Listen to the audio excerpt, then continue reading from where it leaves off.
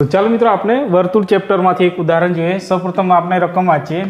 એક ગાય 21 મીટર લાંબા દોરડાથી ખીલે બાંધેલી છે, તો તે કેટલા વિસ્તારમાં ઘાસ ચરી શકે? તો જો મિત્રો એક ગાય છે બરાબર, જેને આ રીતના મધ્યમાં બાંધી છે 21 મીટર સુધીના અંતર સુધી બરાબર।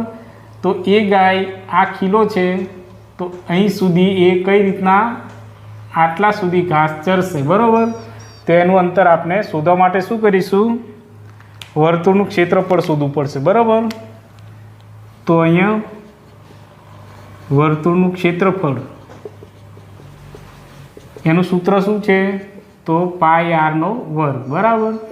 ચાલો મિત્રો આને આપણે શું કહીએ? ત્રિજ્યા કહીએ છીએ બરાબર। ત્રિજ્યાને આપણે આર કહીએ છીએ। અહીંયા પાઈનું મૂલ્ય શું રાખીશું? 22/7 ગુણ્યા અહીંયા 21 ગુણ્યા 21 બરાબર। ચાલો 7 તરી 21। ચાલો હવે તો જો મિત્રો અહીંયા 66 ગુણ્યા 21 કરીશું તો આપણે કેટલો જવાબ મળશે? તો 1386 જવાબ મળશે। આ આપનો ફાઇનલ જવાબ, એટલે કે ઓપ્શન નંબર એ બરાબર।